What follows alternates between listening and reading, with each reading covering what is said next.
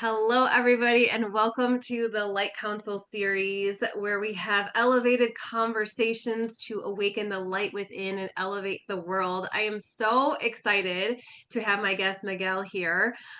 He is a therapist and just a profound healer. Just from this conversation we've been having before we started recording this, I'm so excited for you to share with us today. If you are new to me, my name is Elizabeth Planson.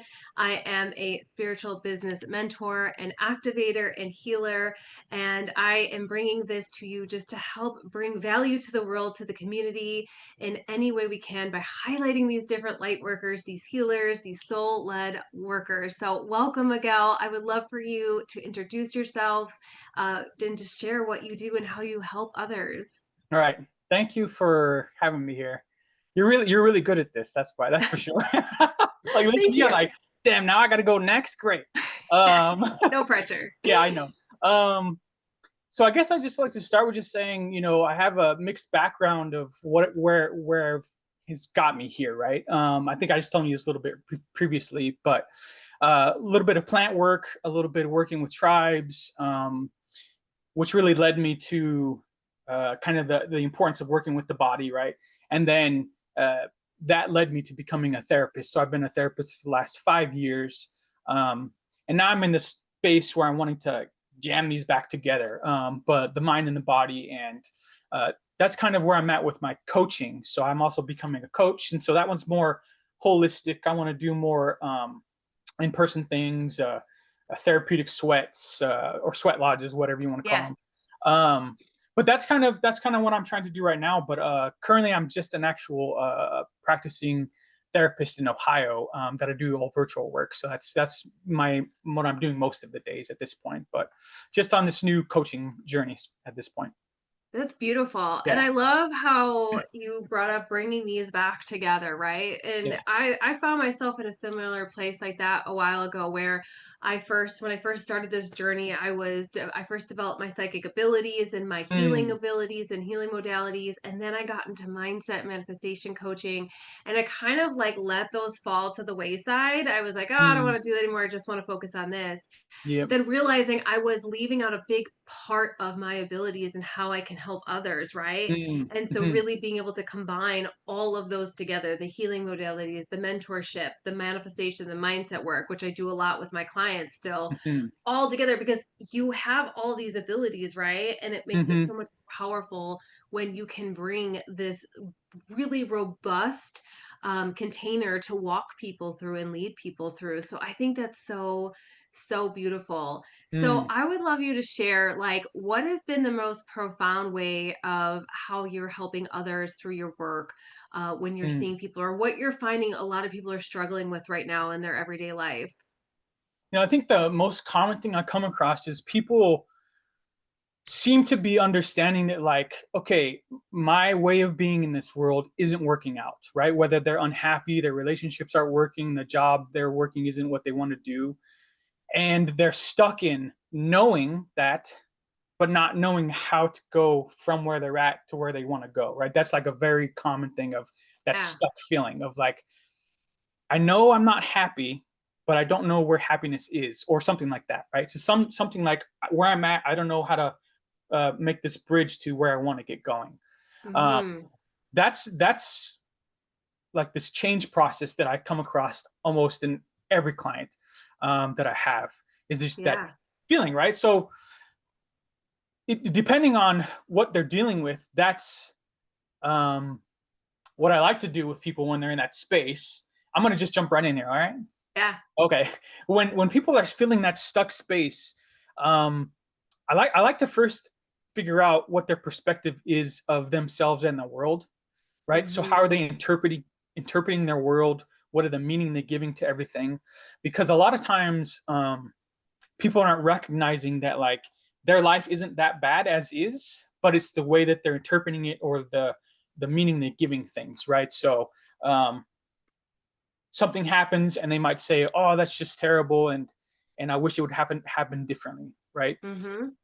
When we're able to change the way that we're perceiving things as just neutral, that just things that are happening, they're just experiences, and that we're the ones giving meaning to it, um, that alone is enough usually for a lot of people. I mean, that alone is enough to that space of suffering, almost the human suffering, because that person is giving that thing a meaning as this is terrible, right? Yeah. Yeah. Yes. No, I totally get what you're saying. And it's a big thing we teach in mindset work, right? Uh-huh. And in manifestation is being in a place of neutrality, right? Like we Yeah, yeah, decide absolutely. if something is good or bad, right? And the Yeah. same thing how the universe doesn't know the difference between good and bad. Yeah. So when we put that meaning to it, then putting ourselves in a lower vibration of that negative feeling. Yes. Right, right. And then when you're in that space, right, things seem more difficult because there's always this process of having to try to fix it, or what does it have to do differently to get me where I want to go, right? Yeah. So then but when you take that away, you realize that there's nothing you really have to do in the sense of fixing or whatever. You begin to realize what it is you want to do next. So the next kind of thing, the layering of like once you realize, oh, everything isn't as bad as I had been thought it was, or then the way I'm interpreting it is kind of negative. I can see that. But when you start to feel that, that alone gives you that sense of release, relief, um, space to just kind of feel a little more contentment in life when you don't feel like everything isn't that bad, actually, right? So then the next layer after that is kind of like, okay, so now how do you find that next job? How do you improve your relationships? How do you get unstuck? That neutrality and taking things objectively is what I consider beginning to build that bridge, right? Mm-hmm. It's like if I dislike my body because I feel like I'm out of shape, and that's a very common thing I come across too. Jumping from I don't like my body to I love my body is a huge gap. It's a Grand Canyon gap for most people. Yeah. It's to make that leap. So I think the first thing to build that bridge is that neutrality and being objective. So like Mm. when something occurs, um, just looking at it and be like, man, I really messed up that last interview I did or something. I could have said that and could have this. You can hear all of the different judgments in there, right? There's neutrality. There's no neutrality in there. No objectivity, because the objective statement would be something like, oh, I didn't say what I would had liked to have said in some of those. I can do that next time or whatever, right? But there's no self-judgment of like I screwed up or I messed up, right? So when you combine just those few things of like noticing that you're interpreting and giving meaning to everything in a kind of a negative light, so giving some objectivity, neutrality to it. The next step would be kind of like what I consider is getting people in touch with what does excitement feel like again in their body, right? That sense of passion. Because if it's a relationship, a job, or just some sense of feeling like I feel like I have no direction in my life, Yeah. it's like, I mean, as adults, I don't know about you, but many adults, I felt like a lot of us lose touch with that kind of like joy and passion and childlike experience of the world. So the next layer I usually have with people do is like just remembering what it feels like to feel those things. So like in a session, I'll be like, what excites you? And they'll be something like, oh, I think of the last person I talked to, they're feeling lost in their life of where they want to go, and they were thinking about wanting to start a cafe and all that, and you could see them brighten up. I'm surprised they even had an answer because I Yeah, find a yeah, lot of yeah. people don't even know anymore what Right, excites them, right? right, right. So then in that moment, instead of talking about that anymore, I'll pause them and be like, you sound excited. And they're like, yeah, yeah, yeah. And I'm like, how do you know you're excited though? What tells you that you're excited? What is it that's relaying that information to you? So then people will be like, oh, and you can tell that they pause and they actually have to stop and feel and embody the excitement, right? It's like, oh, there's like an energy movement in my chest, or everybody has that different experience. Um, their voice usually raises, their speech pattern changes faster, and so they begin to feel what excitement feels like again, right? Yeah. So that's what I'll just kind of have them more often, right? So those two things are very simple, but they can be quite changing for your day to day, because one is like, okay, how am I interpreting this? What meaning did I just give that thing? Mm-hmm. And then when you can kind of go, oh, okay, how can I state that objectively? All right, that's what's actually occurring.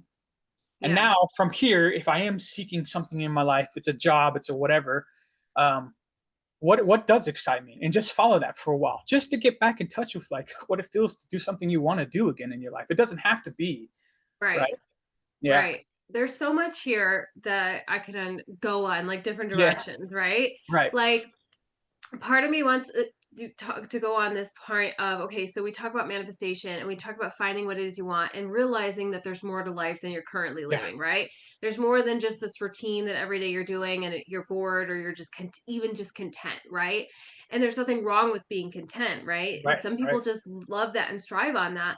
But also there's a piece of us that we're meant to experience more, right? Mm-hmm. We're meant to experience all that life can give us, but then sometimes we almost like create anxiety in our body striving Mm-hmm. at that thing, right? Like Mm-hmm. going after it because it's not happening and we don't know Mm-hmm. why we can't get it, or we have no idea how it's going to happen.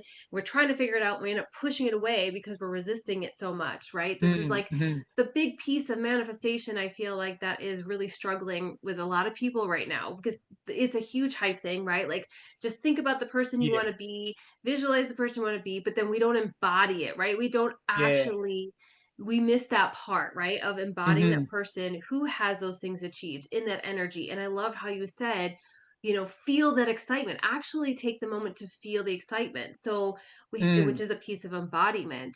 But another big piece of me wants to go after this. The thing that we talked about earlier was that fear piece, right? Like the Mm. fear that people are living in every single day right now in this world, the fear of things going wrong, the fear of feeling unsafe in their current Yeah. reality because of they don't have enough, right? Or being in that the energy of lack. So I think I want to talk about the fear first, and then we can talk about Mm. like how do we go after the things we want without chasing them and feeling that anxiety of not having them and being happy of how our current reality is, but with being in like Mm. wishful Mm. opening and thinking. Does that make sense? Oh, absolutely. I get that. Yeah. Okay, so fear, and then how do you kind of experience your life that's not feels like you're chasing this constant like, oh, I gotta get there. Okay. Right. So with fear, um, I think I had was talking to you about this earlier. I think it's a lot of people who are experiencing fear. Politics right now are huge. As a therapist, I a number of clients, and I get it uh, as a coach too. yeah, and there's a lot of fear around the politics. So that's a good. We'll just use a concrete example. Um, that there is a lot of fear at right, like as a Mexican person myself, traveling, there would be this. There's a little piece of fear of me of like being conscious of like ice and all these potential possibilities out there, right? Which is Yeah. absolutely real, right? So there's a sense of fear that's real and accurate, right? But there are a lot of people that take that actual potential fear and pull it into the life as if it's happening in the here and the now, right? So a Mm-hmm. lot of the political stuff is like the taxes. What are they going to do with the tariffs and how that's going to impact the pricing of everything Inflation. and all that, right? Yeah. So we all have all these things that we're afraid of that are um, going to occur or are occurring, but oftentimes all of that is just how do I want to say this? It's imagined to some degree. Because if you were to take each and every moment of your life, this is for most people that I deal with, and recognize how is though any of these political things going on that I'm afraid of, how are any of them actually impacting me right here, right now? Mm-hmm. Most people I deal with, and my clients too, they'll be like, oh, I not so much actually. Like when you actually say, how is that really impacting you? I want you to list to me how those things are impacting you, in what ways, Right. quite literally, not just the imagined, the things But you're in hearing this and seeing. moment today, how have you been Yeah, affected so or throughout the far? last week, even like how has Yeah. that impacted you? Tell me how has it impacted you at your job, with your friendships, with your family, with yourself, inside your house.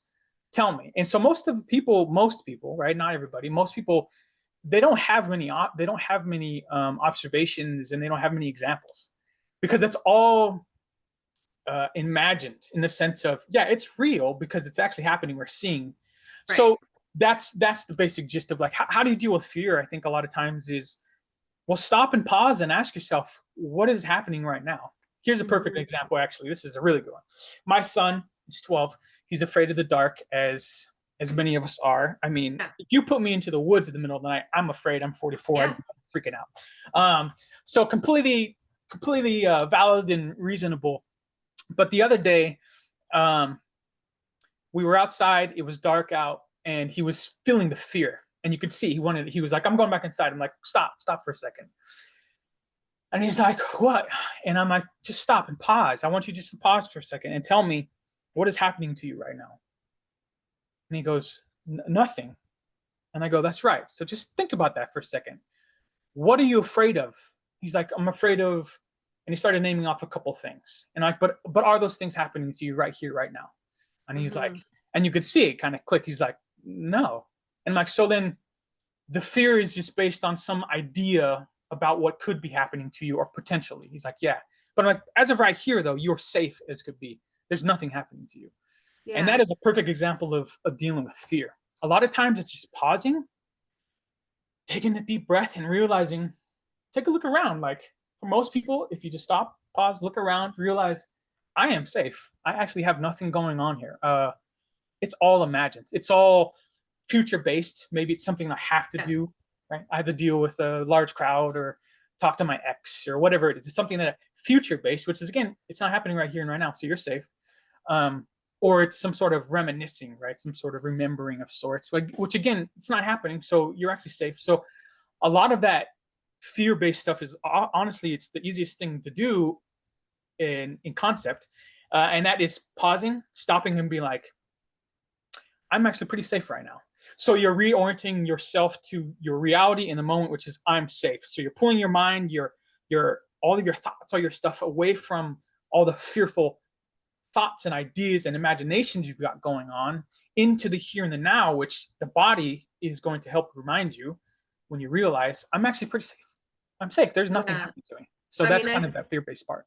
I think those are beautiful examples, but even just pulling in for like logistic of everyone talking about the politics and the prices rising, they're seeing they're spending more money on groceries and they're Uh-huh. seeing, that their bills are higher, the electric's higher, all these Mhm. things are increasing, but their income hasn't increased. So it begins to build fear and panic, Yes. going on another topic, right? But I loved your point how we were like when we were talking was like really look at you like you're saying in this very moment, are you safe? Do Yeah. you have a roof over your head? Do you have food to eat? Right. And Mhm, if mhm. you didn't, do you have resources that you were able to go and get them, right? From Right. soup kitchens or pantries or asking for help from the community, from friends, right? Like, and for me, what is coming through loud and clear is like you will always have everything you need, Mm. right? In this moment, which that is what can help create the safety in your Mhm. body, which having that safety in your body is so important, I feel like, because if you don't feel safe, then you won't feel safe to actually receive more, right? Oh, yeah. Because Yeah. if you don't feel safe in your body to like for what you have right now in your life, you will not feel safe to receive more. You'll actually end up self-sabotaging and putting it Mhm. away, right? Yeah. Pushing it away. So I think this is why this is so important, is Mhm. creating, this is how we create that feeling of safety in your body, because that was a big question for me Yeah. for the longest time, and even still like figuring out like when have I felt safe in my life, and Yeah. how do I now create moments of safety in my current reality, right? Right. Right. And yes, my mentor was like, embrace your partner, right? Do you feel safe when you're embraced with a loved one? Yes. However, right? Like I can't sit there all day hugging my Yeah. partner, right? Yeah. So how can I look around in my current life and create those moments of feeling of safety and actually realize I am safe, and that will begin to change your vibration and your frequency and Mhm. allow more Mhm. feelings of safety to come in, which then if you are new to the law of attraction, you attract what you are, meaning you attract the vibration, the things that you are vibrational match to, right? So if we are in Yeah. this feeling and this vibration of unsafety, of lack, of scarcity, of fear, you're going to attract more things to be fearful for, right? More feelings to Mhm. be, Mhm. more things to be in lack of. But if we're in this feeling of I actually have enough right now. I actually feel safe. I am safe in this moment. Yes, You're going to begin to attract more things like that, right? More than enough. exactly. Because does that make sense? Like, so I Absolutely. think that's such a beautiful point is just when you're starting to feel that anxiety creep up, that fear creep up, ask yourself, am I safe in this moment? Yes. Yes. Cool. I have nothing else.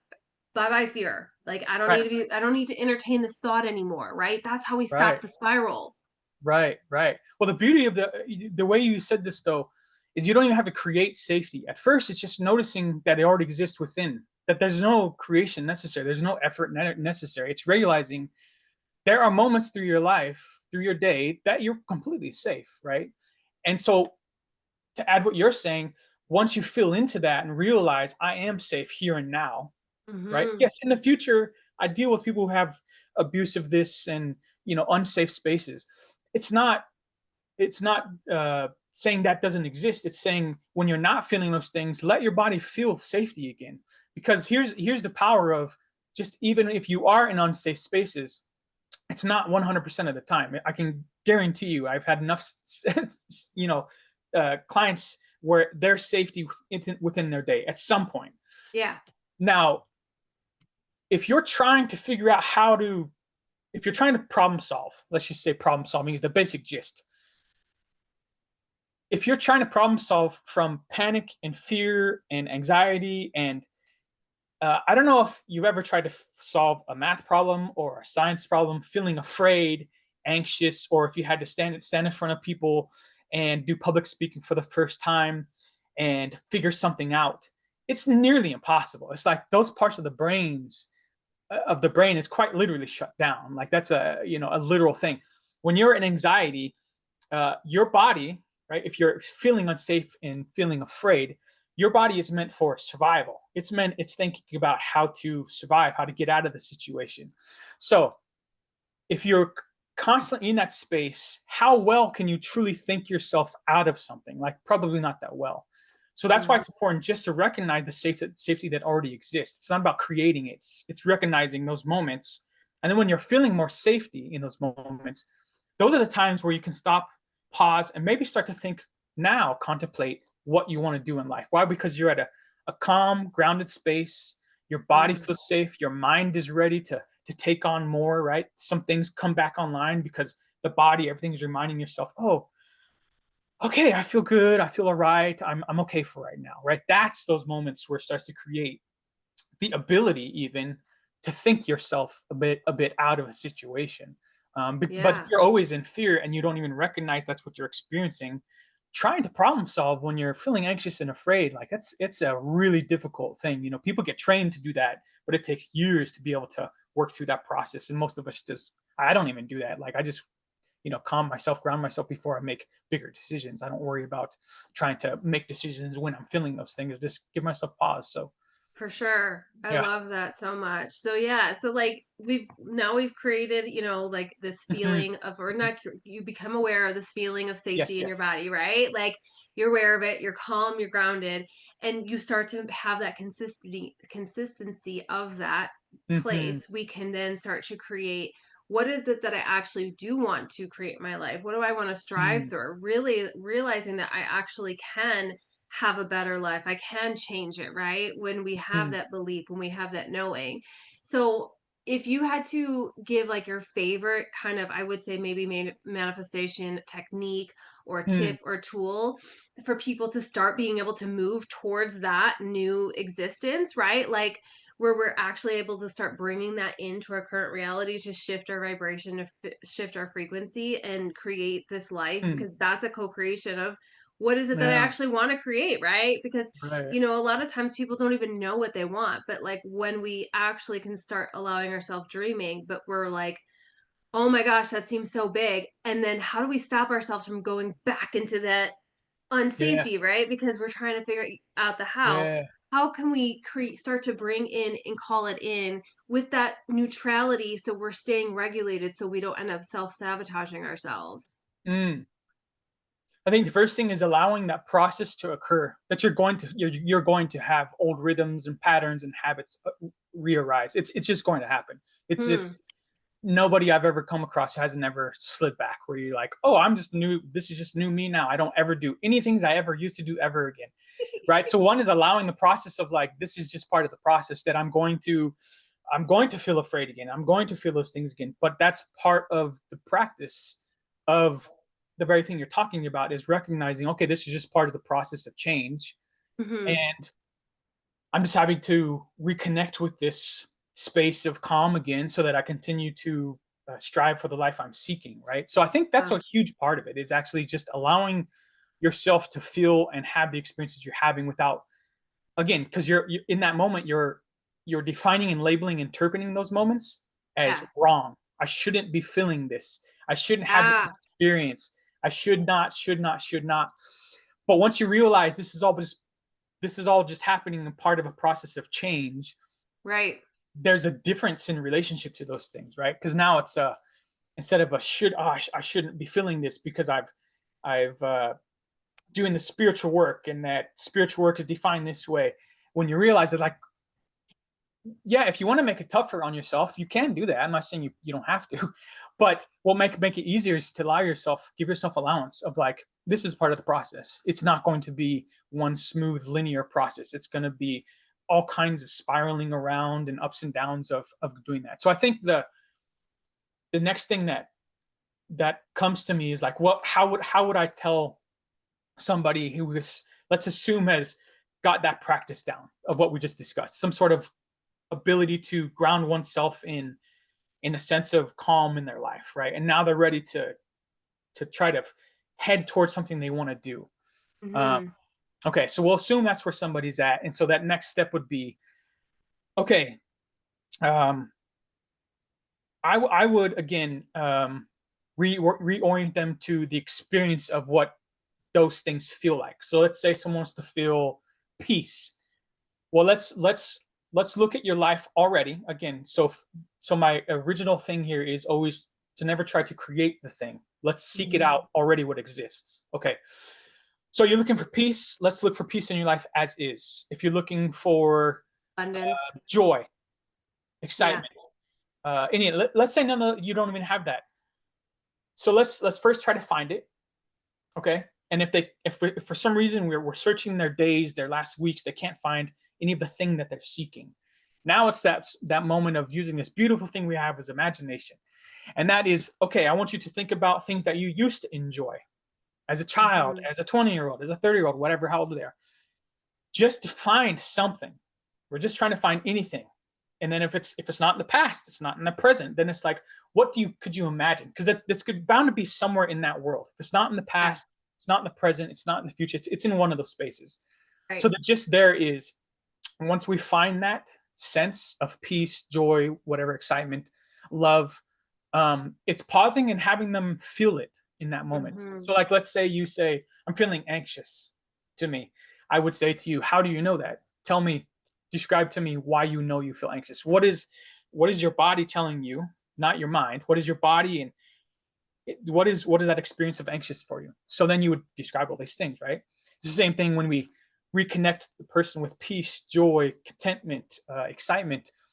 So they're starting to now feel into what comfort and calm and grounded decision making feels like.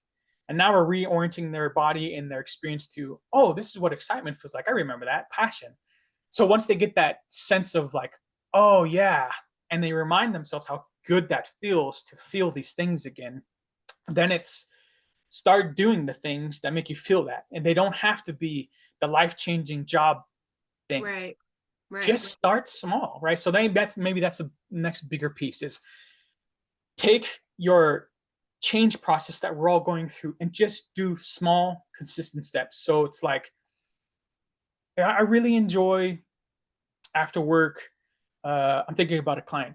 I really enjoy after work driving home, listening to the music, and then I don't like to get out of the car right away. I like to just sit in the car. And so when we uncovered that process, it was like, okay, Hmm. I really want you to uh, do that more intentionally, more often. So now Yeah. they're creating that process of feeling that. And then maybe they start to realize, because they do that so often, because it feels so good, they start to add more into their life. Usually, on most occasions, I find Right. people like they want to start doing more. Like, you know what? I think I want to start doing is I want to start taking a walk after work and too. Okay, Hmm.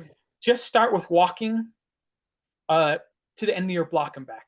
Because most people, again, most of us, we have these things and then we're like, I'm gonna work out. I'm gonna work out They 5 days a go week. hardcore. I'm gonna get a gym membership. I'm gonna start eating 5 salads a week. Yeah. And it's like, just take a walk to the end of your block and come back. Start adding that into your routine, then get bigger and bigger and bigger. So I think that's the process. I think is, don't try to create that life. Just start to experience the very thing it is you're seeking that already exists, and then start to add on to it. That will start to bleed into other things, and all of a sudden you start to realize, I have most of what I want. And then when you start to feel that all the time, and not fear, insecurity, Yeah. lack, it's like, what else do I want to do now? Because your body, your mind and body is starting to feel that coherence of safety, joy, excitement. So the decisions and the things that come from that, you don't have to do anything, because excitement pulls you forward, right? So when you feel excited about something, it's like, you know what I want to do? I want to go do this thing, like, because that's what the excitement feels like, right? It's just it's pulling you forward towards something, because that's what excitement is. Yeah. Does that make There's sense? 100%. And I always say this in the when I teach and when I talk about soul purpose is, find the thing that excites you the most and you keep doing that until it no longer excites you. And Yeah, your soul yeah, purpose doesn't have to be like your work, right? Like what you right, do, right, right? It could just be like what you're here to experience.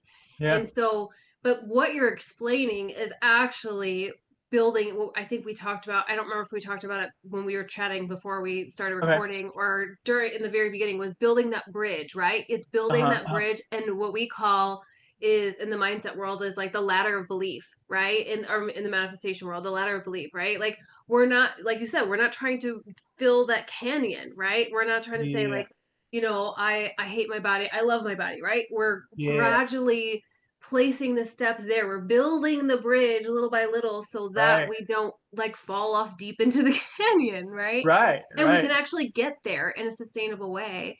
And right, that's so beautiful. So it's like taking those little steps step by step and building upon it, and then you will see mhm, your habits start to change. yeah, Will see the way that you start acting and what you believe in and how you behave and think and feel, all those right, things right. start to change because you're slowly almost like calibrating your nervous system It's exactly what you're to doing. accept it, right? Instead of, like you said, we're not going from, never working out to now I'm working out 5 days a week, Right. 2 hours a day, Hmm. completely cutting out everything that I ate before. What Right. happens? You don't stick with it because your nervous system is like, you just totally shocked me and now I feel unsafe again. And Yeah, we're yeah, not doing it, right? yeah, yeah, So good. Oh my gosh, I love this conversation. And I yeah. think it was such a beautiful way to build upon it. And so I would love for you, if you had a piece of wisdom or a piece of advice to leave the listeners with for the day, what would be like the one thing that is on your heart to share or that you feel Mm. called to share? I think the thing that comes up for me in this moment is, what I see so often is people have this idea of what change looks like, and it's so harsh towards oneself. It's so harsh. Yeah. So I think the thing that I want to share is, give yourself more permission that whatever is occurring is okay. That there is no shoulds or should nots or bads or goods or anything. Like, just give yourself permission to say, this is happening and that's okay. Because if you Mm, can just get there, everything else becomes easier, because now it's not that guilt and shame that's attached to the should and shouldn'ts on good and bad. Because the change I'm trying to do, and I tried to work out 5 days and I missed a day, so now all the shame and guilt. If you can just pause and just say to yourself, I'm just giving myself permission to have this be as is, and that is not good or bad. Like something simple yeah. like that, something simple in your own words. But the basic gist is, you're okay. There is no right and wrong. Just keep doing what you're doing. It's all part of a process, and it will accumulate. Just, it will accumulate. So if that Beautiful. helps, Yeah, yeah, yeah, no, I love that so much. So, thank you so much for this conversation and for being here today. I would love for yeah. you to share how people can work with you, in what capacity, and where is the best place for them to find you. Okay. Um, so I do one-on-ones, and I'm also, haven't yet, but I'm in the process of wanting to create a group. Um, so the group is specific to what we're talking about here. Was basic gist is like the act of manifestation, or co-creation is what I like to call it. Um, so that's the group, and then one-on-one is really just coaching. So it's like whatever you're dealing with, let's work on it. Yeah. So if people want to get a hold of me and do any of that kind of work, eventually I'm going to do more in-person stuff too. So if you're in Kentucky or near that area, this is a good way to contact me too, because I'll be doing things like sweat lodges, herb collecting herbs, using the body. So a lot of the work is very embodied rather than conceptual, cognitive. So if you want to get a hold of me, it's Miguel at 𝐓𝐡𝐞 Hmm. and then my Facebook page is my personal page. It's just Miguel Hernandez. Um, and then I have a website that I'm still working on. But honestly, because I work online all the time, I have a very specific relationship to the screen that I'm trying to maintain. Yeah. If you really want to get hold of me, it's probably the email Miguel at sovereignflow.com or sovereignflowcoach.com, or even texting my number 360-471-1188, and just going from there. Yeah. Yeah, I'll definitely share all of that in the Cool. description below so people can just, email you and everything. And I don't know, I see like, and do you work with like both men and women or just men? Yeah. I have a couple things going on. So I have one that's specific to men, but so yeah, if you're wanting to work with men and if you're listening to this, you want to work with just men, I have one. It's called Well Balanced Warrior. So that's just men. But Yeah. outside of that, it's whoever. It's whoever. Yeah, I don't know. I just totally see you like having experiences of leading people through like almost like a retreat kind of way, right? With like the sweat lodge and like the Yeah. healing and like the kind of like this awareness you're talking about. So it's very this grounded, like Yeah. reconnecting back to the earth and your body and yourself so that you can then like flourish, right? Like, Yeah. yeah, And yeah, I have done a lot of co-facilitating, not a lot, but I've co-facilitated like 4 or 5 different therapeutic groups. yeah. So yeah, join me and we can just kind of see what happens. Yeah. Beautiful. All right, Cool. I'll put all your info in the description below. And thank you all for being here again. And thank you again, Miguel. You know how to get in touch with him. And then we will see you on the next Light Council series. Take care, everyone.